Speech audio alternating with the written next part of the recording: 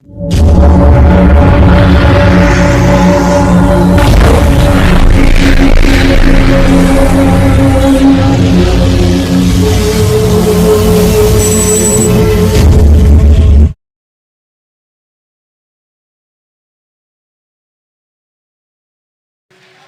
بعد فأعوذ بالله من الشيطان الرجيم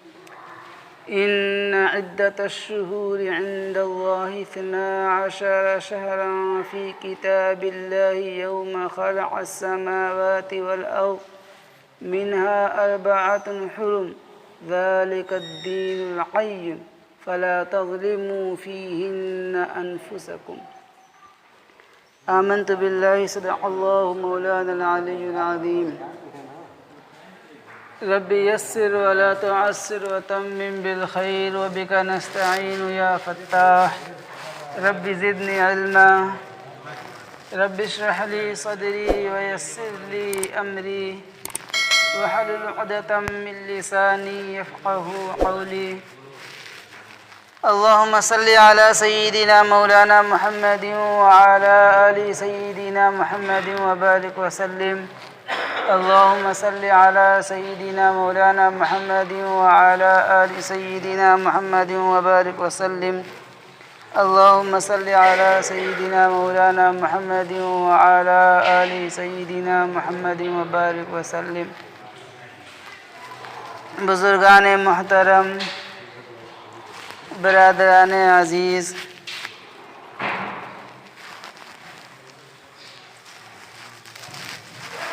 آج محرم الحرام کی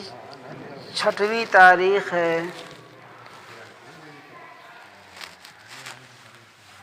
اور اسلامی سال کا آغاز نو ہے، نیا سال شروع ہے۔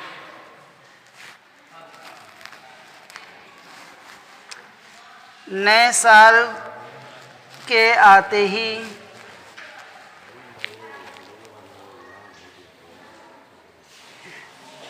دنیا بھر میں طرح طرح کی تقریبات، محفلیں اور تماشائیں منعقد ہوتی ہیں، لوگ کرتے ہیں۔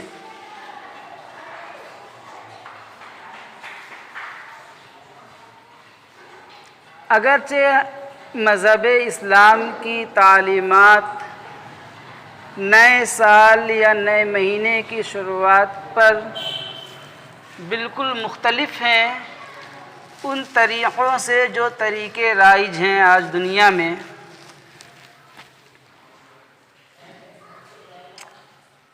اسلام کا پیغام یہ ہے کہ جب نیا سال شروع ہو تو انسان اپنے پچھلی زندگیوں کا جائزہ لے، محاسبہ کرے کہ اب تک کی زندگی میں اس نے کون سے عمل کیے ہیں، کیا عمل کیے ہیں، کیوں کیے ہیں، اس کی زندگی پچھلی کیسے گزری ہے۔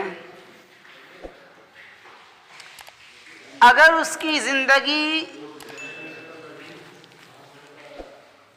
اسلامی تعلیمات کے خلاف، اللہ کو ناراض کرنے میں، شریعت کو کے احکام پر عمل نہ کرنے میں اکثر گزر گئی اور لہو و لعب میں گزری اور وقت ضائع کیا، تو پھر انسان استغفار کرے، اللہ سے توبہ کرے اور آئندہ کی زندگی کو کچھ کر گزرنے کا عزم اور حوصلہ پیدا کرے اور پختہ ارادہ کرے کہ اب آئندہ کی زندگی میں جو نیا سال ہمارا شروع ہو رہا ہے، اس میں ہم کچھ کریں گے، اپنے وقت کو ضائع نہیں ہونے دیں گے، اور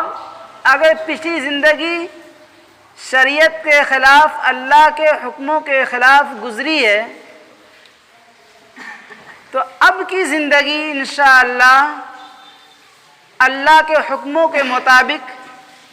نبی کریم صلی اللہ علیہ وسلم کی تعلیمات کے مطابق گزاریں گے۔ اور اگر وہ اپنی پچھلی زندگی پر غور کرتا ہے اور یہ پاتا ہے کہ ہماری زندگی اکثر و بیشتر اسلامی تعلیمات کے مطابق گزری ہے، اللہ کو راضی کرنے میں گزری ہے اور اچھے کاموں میں گزری ہے، وقت ضائع نہیں ہوا ہے، تو پھر انسان شکر ادا کرے اور آئندہ کی زندگی کو پچھلی زندگی سے اور اچھا کرنے کا اور اچھے طریقے سے گزارنے کا عزم اور ارادہ کرے کہ پچھلی زندگی جس طریقے سے گزری، اگرچہ اللہ کے حکم کو پورا کرنے میں گزری، صحیح کاموں میں گزری، ہماری پچھلی زندگی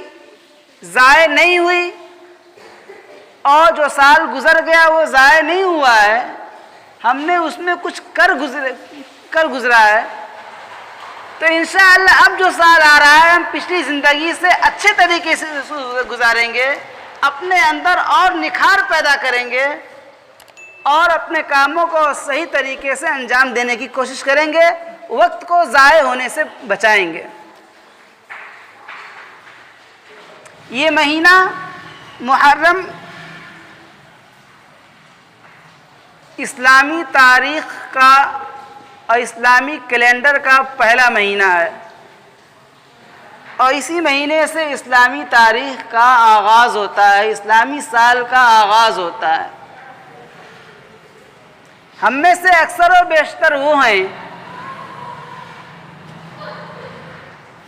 جنہیں اسلامی تاریخ کا پس منظر معلوم نہیں، ہجری کیلنڈر معلوم نہیں، ان کے مہینوں کے نام معلوم نہیں، کس مہینے سے ہمارا اسلامی کیلنڈر شروع ہوتا ہے یہ معلوم نہیں، کس مہینے پر ختم ہوتا ہے، آخری مہینہ کون سا ہے یہ معلوم نہیں۔ ہمارے بچے، چھوٹے بچے اسکول جاتے ہیں اور کچھ دنوں میں انہیں عیسوی کیلنڈر اور 12 مہینے جنوری فروری پکے یاد ہو جاتے ہیں کہ اگر کہا جائے تو وہ ایک سانس میں سنا دے 12 مہینے۔ لیکن اگر انہی سے اسلامی مہینے کے بارے میں معلوم کیا جائے، ان کے مہینے کے نام معلوم کیے جائیں تو نہیں بتا سکیں گے۔ اور بچے تو کیا، ان بچوں کے اکثر والدین کو بھی پتہ نہیں، اور ان بچوں کے گھروں کے جو بڑے ہیں انہیں بھی معلوم نہیں کہ ہماری تاریخ کیا ہے، اسلامی کیلنڈر جو چلتا ہے اس کا پس منظر اور بیک گراؤنڈ کیا ہے، اور اسلام کے جو 12 مہینے ہیں کس مہینے سے شروع ہوتے ہیں اور کس مہینے کے بعد کون سا مہینہ آتا ہے۔ جس طریقے سے عیسوی اور انگریزی مہینے ہمیں معلوم ہیں، اسلامی مہینے ہمیں معلوم نہیں ہیں ہمارے بڑوں کو۔ وجہ یہ ہے کہ ہمارے سارے کام جو ہوتے ہیں اور ہم کر رہے ہیں وہ عیسوی تاریخ اور عیسوی کیلنڈر کے حساب سے کر رہے ہیں، جتنا بھی لکھنا ہے، پڑھنا، حساب و کتاب ہے، اسکول ہے، دفاتر ہیں، سارے۔ لیکن عیسوی کیلنڈر اور جو جنوری فروری والی جو کیلنڈر ہے، اس تاریخ کو یاد رکھنا، اس کے حساب سے اپنا کام کرنا شریعت کے خلاف نہیں ہے، شریعت منع نہیں کرتی۔ آپ کریں، آپ کو آسانی،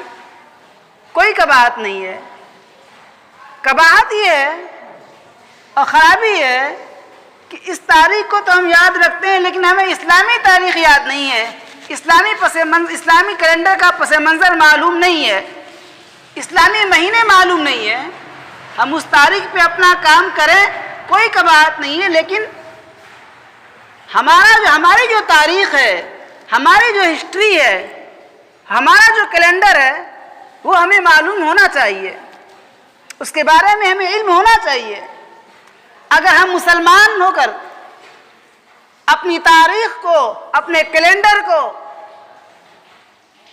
ہم یاد نہیں کریں گے، ہم محفوظ نہیں کریں گے، ہم اس کی حفاظت نہیں کریں گے، تو پھر دوسرے قوموں سے کیا امید لگائی جا سکتی ہے کہ وہ ہماری تاریخ کی اور ہماری ہسٹری کی اور ہمارے کیلنڈروں کی حفاظت کریں گے؟ وہ یاد رکھیں گے اگر ہم مسلمان یاد نہیں رکھیں گے؟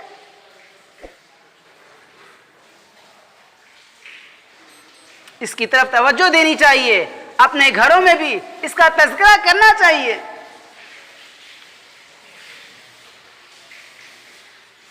یہ جو ہجری سال چل رہا ہے،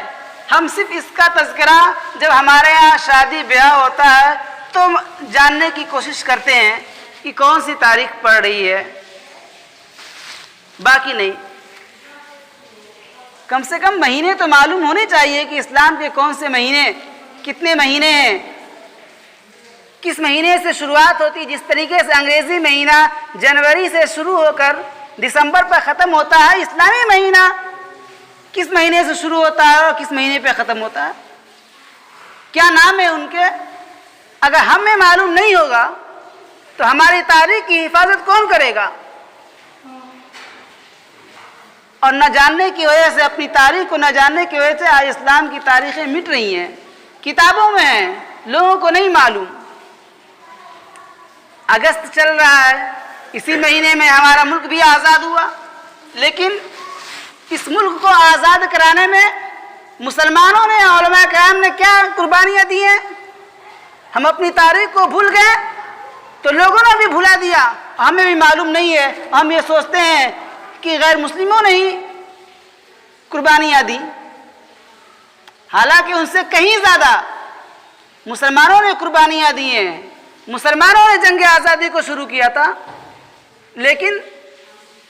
خرابی یہ ہوئی کہ مسلمان اپنی تاریخ سے ناواقف ہو گئے، بھول گئے، جاننے کی کوشش نہیں کی، غیروں نے بھی اسے بھلا دیا، کتابوں سے نکال دیا، اور ہم اپنی تاریخ کو نہیں جانتے۔ تو میرے محترم بزرگوں، یہ اسلامی تاریخ جو آج پہلا مہینہ ہے اور چھٹویں تاریخ ہے، یہ ہے تو عمر فاروق رضی اللہ تعالی عنہ کے دور سے یہ کیلنڈر جو رائج ہوا تھا، اور اس کی تاریخ ہجرت کے سال سے ہوئی ہے۔ حضرت عمر فاروق رضی اللہ تعالیٰ عنہ کے زمانے میں ایک خط آیا، ایک تحریر آئی جس پر عیسوی تاریخ لکھی ہوئی تھی۔ تو حضرت عمر فاروق رضی اللہ تعالیٰ عنہ کے دور حکومت میں چونکہ اسلامی حکومت قائم ہو چکی تھی اور وہ حکومت نیشنل نہیں بلکہ انٹرنیشنل بن چکی تھی، تو حضرت عمر فاروق رضی اللہ تعالیٰ عنہ کے ذہن میں یہ بات آئی کہ کیوں نہ ہم اپنی تاریخ کو اور اپنے کیلنڈر کو رائج کریں اور اس کے مطابق کام کیا جائے۔ چنانچہ انہوں نے میٹنگ بلائی، صحابہ کرام رضی اللہ تعالیٰ عنہ اجمعین کی، اور اس میں یہ مشورہ کیا گیا اور یہ بات رکھی گئی کہ ہم کس تاریخ سے اور کس واقعے سے اپنے کیلنڈر کا، اسلامی کیلنڈر کا آغاز کریں۔ بہت سے رائے آئیں، ان میں سے ایک رائے یہ آئی کہ ہم اس سال سے اسلامی کیلنڈر کا آغاز کرنا چاہیے جس سال حضور پاک صلی اللہ علیہ وسلم پیدا ہوئے۔ کوئی اسلام کے لیے اور انسانیت کے لیے اس سے بڑی خوشخبری اور اس سے بڑا واقعہ نہیں ہو سکتا کہ ساری انسانیت گمراہی میں تھی، اندھیرے میں ڈوبی ہوئی تھی، تو اللہ کے نبی صلی اللہ علیہ وسلم مبعوث ہوئے، پیدا ہوئے، جس کی وجہ سے انسانیت گمراہی سے کی دلدل سے اور فسق و فجور سے اور نافرمانیوں سے نکل کر اور حیوانیت سے نکل کر انسانیت کے راہ پر آئی۔ تو بعض روایت تو یہ آئی کہ جس دن اللہ کے نبی صلی اللہ علیہ وسلم پیدا ہوئے اس دن سے شروع کیا جائے، لیکن اس پر فیصلہ نہیں ہو سکا۔ دوسری یہ رائے آئی کہ جب اللہ کے نبی صلی اللہ علیہ وسلم جب دنیا سے جس سال وفات پائے ہیں اس سال سے شروع کیا جائے، لیکن اس پر بھی اتفاق نہیں ہو سکا۔ تیسری رائے یہ آئی تھی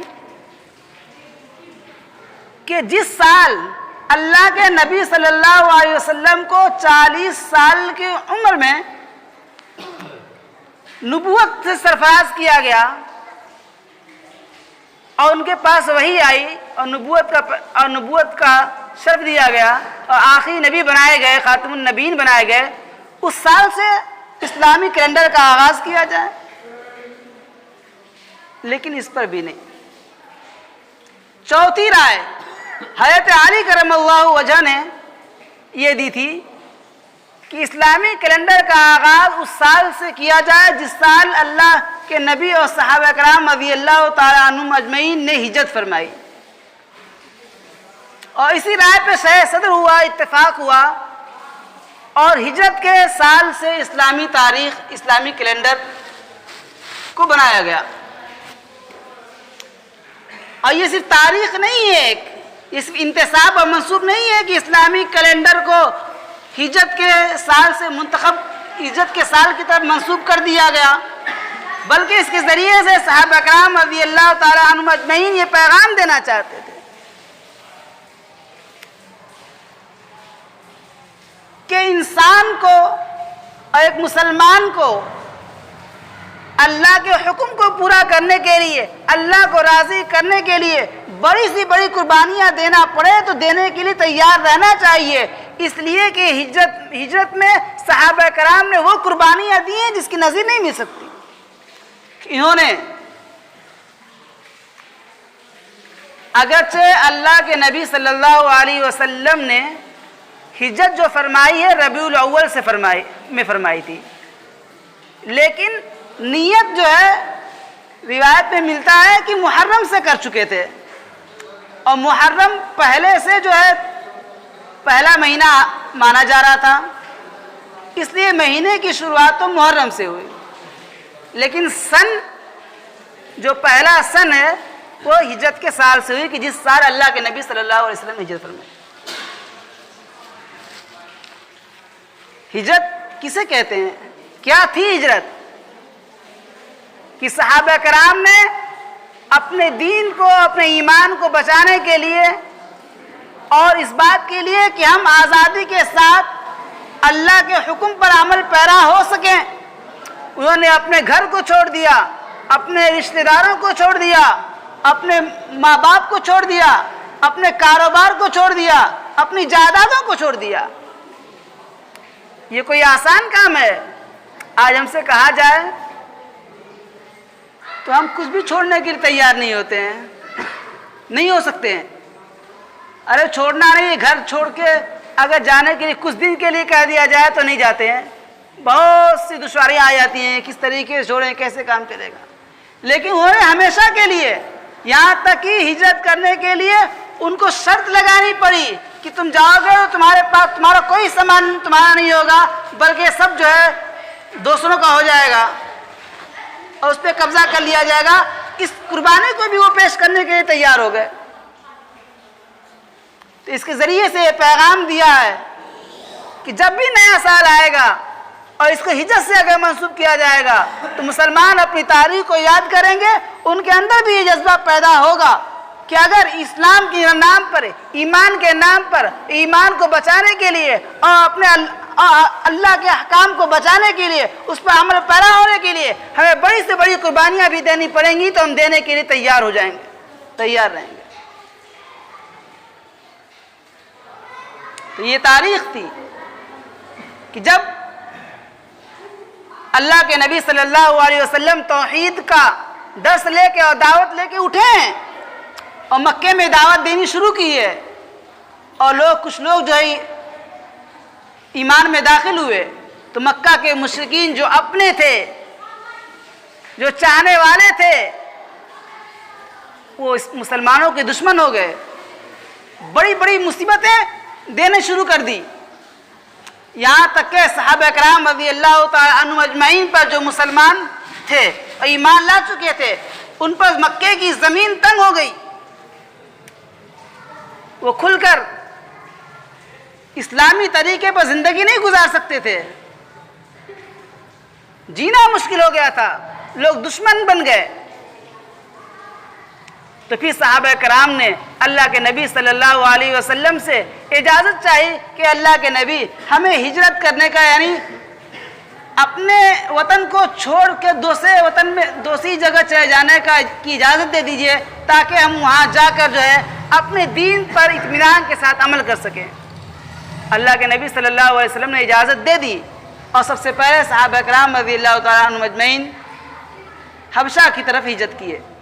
کیونکہ ان کو پتا تھا کہ حبشہ کا جو بادشاہ ہے وہ مسلمانوں سے کچھ مانوس ہے اور نرم رویہ رکھتا ہے، لہذا ہم وہاں جا کر اپنے دین پر آزادی کے ساتھ عمل کر لیں گے، جو مکے میں مشکل ہو رہا ہے۔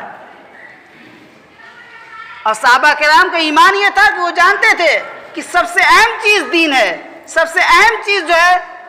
اللہ کا حکم ہے، کیونکہ اس کا مدار دنیا کی کامیابی، اس پر مدار دنیا کی کامیابی بھی ہے اور آخرت کی بھی کامیابی اسی پر موقوف ہے۔ اگر دنیا برباد بھی ہو رہی ہے، وہ تو کچھ دن کی زندگی ہے، 40 سال 50 سال 30 سال، لیکن ہمیشہ کی زندگی تو آخرت کی زندگی ہے، وہ برباد نہ ہونے پائے، وہ چین سکون کی ہو جائے۔ اس لیے صحابہ کرام نے اپنی ہر دولت کو، ہر چیز کو، رشتہ داروں کو، سب کو چھوڑ دیا اور حبشہ کی طرف ہجرت کر گئے۔ لیکن اللہ کے نبی صلی اللہ علیہ وسلم ہجرت نہیں فرمائے، بلکہ وہ مکہ میں رہ کر دین کی دعوت کا کام کرتے رہے۔ مدینے سے جو حضرات آتے حج کے موقع پر وہاں جاتے اور ان کو دین کی دعوت دیتے۔ کچھ لوگ دین اللہ کے نبی صلی اللہ علیہ وسلم کی دعوت کو قبول کیے اور مدینہ گئے، اگلے سال پھر کچھ لوگ آئے، ان کو اللہ کے نبی صلی اللہ علیہ وسلم گئے سمجھائے، اور یہ سمجھانا ان سے ملنا چھپ کر ملتے تھے، اس لیے کہ مکہ کا ماحول ایسا نہیں تھا کہ ڈنکے کی چوٹ پر اور آزادانہ طور پر کھلم کھلا کسی کو دین کی دعوت دے دی جائے، چھپ کر ملتے تھے۔ دوسرے سال بھی کچھ لوگ آئے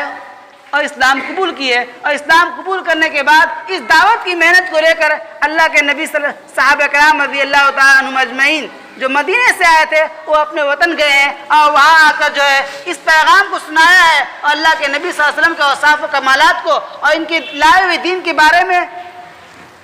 لوگوں کو بتایا اور دعوت دی، تو وہاں کا ماحول سازگار بننے لگا اور مسلمانوں کا اضافہ ہونے لگا، مسلمان کی جو ہے کوانٹٹی بڑھنے لگی۔ اور ادھر جب کفار مکہ کو پتہ چل رہا ہے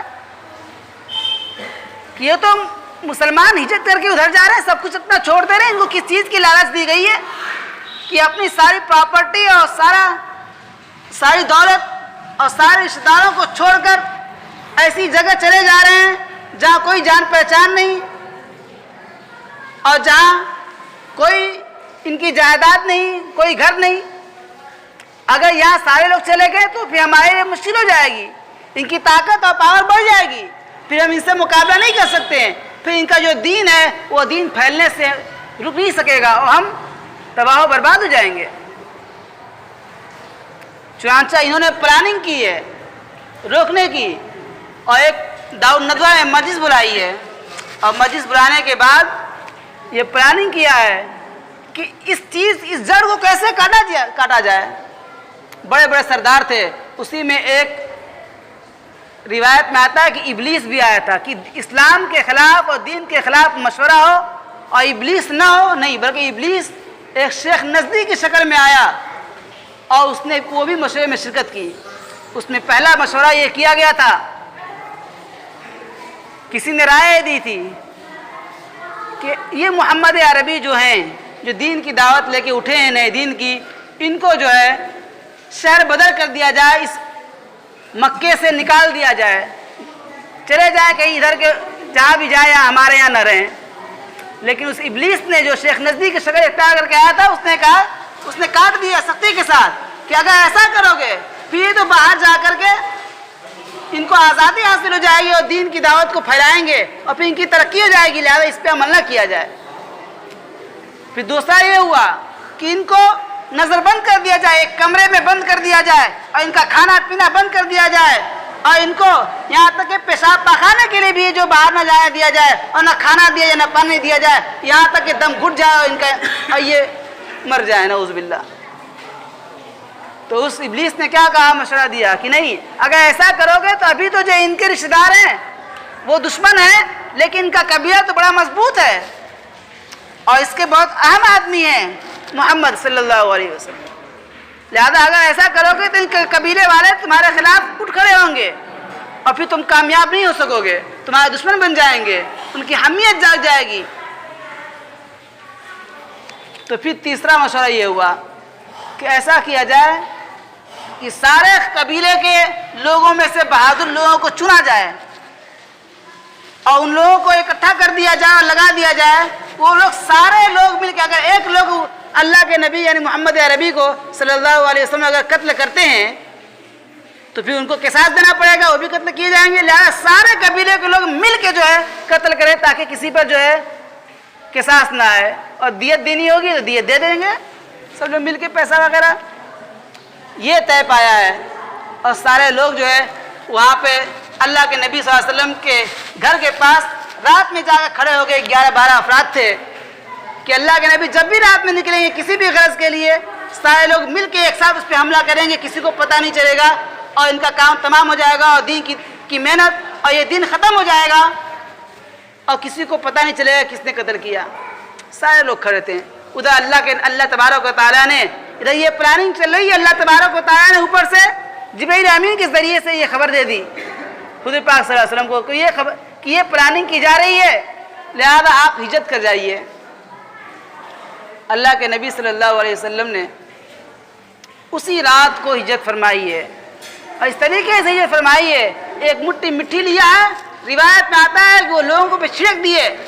ان کو کچھ دکھ نہیں رہا، روشنی دینے والا بھی اللہ ہے اور روشنی چھیننے والا بھی اللہ ہے، اگر اللہ چاہے تو آنکھ رہتے ہوئے بھی انسان کچھ نہیں دیکھتا، تو ان کے پاس آنکھ تھی لیکن دیکھ نہیں پائے، اسی راستے سے انہی کے سامنے سے جو ہے مٹی چھڑکتے ہوئے جو ہے ریت چھڑکتے ہوئے چلے گئے، ان کو دکھائی نہیں دیا۔ بعد میں ایک صاحب آتے ہیں کہتے ہیں کیا کر رہے ہو، کیوں کھڑے ہو؟ اپنا ارادہ ظاہر کیا کہ ہم تو قتل کرنے پر آمادہ ہیں، قتل کرنے کے لیے آئے ہیں، کس کا قتل کرنا چاہتے ہو؟ محمد تو چلے گئے کب کے، جا کے دیکھتے ہیں، کہہ رہے کوئی تو سویا ہوا ہے، پھر انتظار کرنے لگے۔ بعد میں صبح اٹھتے ہیں دیکھتے ہیں اس میں تو حضرت علی رضی اللہ تعالیٰ نکل رہے ہیں، وہ ہجرت کر گئے اور ہجرت کا واقعہ بھی بڑا مصیبتوں والا اور پریشانیوں والا اور قربانیوں والا تھا، جس کی تفصیل کا موقع نہیں ہے۔ تو میرے محترم بزرگوں، یہ اس تاریخ کو جس دن سے اور جس سال سے اسلامی کیلنڈر کا آغاز ہوتا ہے اور شروعات ہوتی ہے، اس تاریخ کو مسلمانوں نے ہجرت کی ہے، اللہ کے نبی نے ہجرت کی ہے، اسلام کے لیے، اپنے دین کو بچانے کے لیے اور دین پہ عمل کرنے کے لیے، اپنے جان کو، اپنے گھر والوں کو، اپنی جائیداد کو، اپنی دولت کو، اپنے گھر کو، اپنی پراپرٹی کو چھوڑا ہے اور قربان کیا ہے، اور پھر اسی سال سے جو ہے ہجرت کے بعد ہی سے اسلام کو ترقی ملی ہے، اسلام کو قوت ملی ہے، اسلام پروان چڑھا ہے۔ یہ ایک اہم واقعہ پیش آیا تھا جس کی طرف منسوب کر کے اسلامی کیلنڈر کا آغاز کیا گیا ہے۔ اللہ تبارک و تعالیٰ سے دعا کیجئے اللہ تبارک و تعالیٰ ہمیں دین پر چلنے والا بنائے اور دین پر عمل کرنے والا اور دین کے لیے قربانی دینے والا بنائے اور اپنی ہسٹری کو ہم جانیں۔ دوسری چیز یہ ہے کہ محرم کا مہینہ چل رہا ہے اور اس میں اللہ کے نبی صلی اللہ علیہ وسلم کی طرف سے فضیلت وارد ہوئی ہے۔ اللہ تعالیٰ نے فرمایا کہ ان عدت الشہور عند اللہ 12 شہرا فی کتاب اللہ یوم خلق السماوات والارض منها 4 حرم، کہ اللہ تبارک و تعالیٰ جس دن آسمان و زمین کو پیدا کیا تھا اسی دن سے 12 مہینے بنائے ہیں، اس میں سے 4 مہینے جو حرمت والے ہیں، احترام والے ہیں، ایسے ہیں جن کا احترام کیا جائے۔ ان میں سے ایک مہینہ جو ہے محرم بھی ہے، جو شروع دنیا سے، یعنی جب سے اللہ تعالیٰ نے دنیا کو بنایا ہے، آسمان و زمین کو بنایا، تب سے اس کے اندر احترام رکھا ہے، حرمت رکھی ہے، اس کی قدر کو بڑھایا ہے۔ اور اللہ کے نبی صلی اللہ علیہ وسلم بھی اس میں روزہ رکھتے تھے۔ اس میں ایک عمل ہے، ایک عمل نہیں 2 عمل کا لیجئے جو سنت سے ثابت ہے۔ ایک عمل یہ ہے کہ اس مہینے میں کسی دن بھی روزہ رکھیں گے اس کا ثواب ہے، مطلق بھی روایت میں آتا ہے۔ اور دوسری چیز خاص طور پر 10 محرم کا روزہ یہ مسنون ہے جو پہلے فرض تھا لیکن ابھی مسنون ہے، مستحب ہے، سنت ہے، 10 محرم کا روزہ رکھنا چاہیے۔ لیکن اللہ کے نبی صلی اللہ علیہ وسلم کی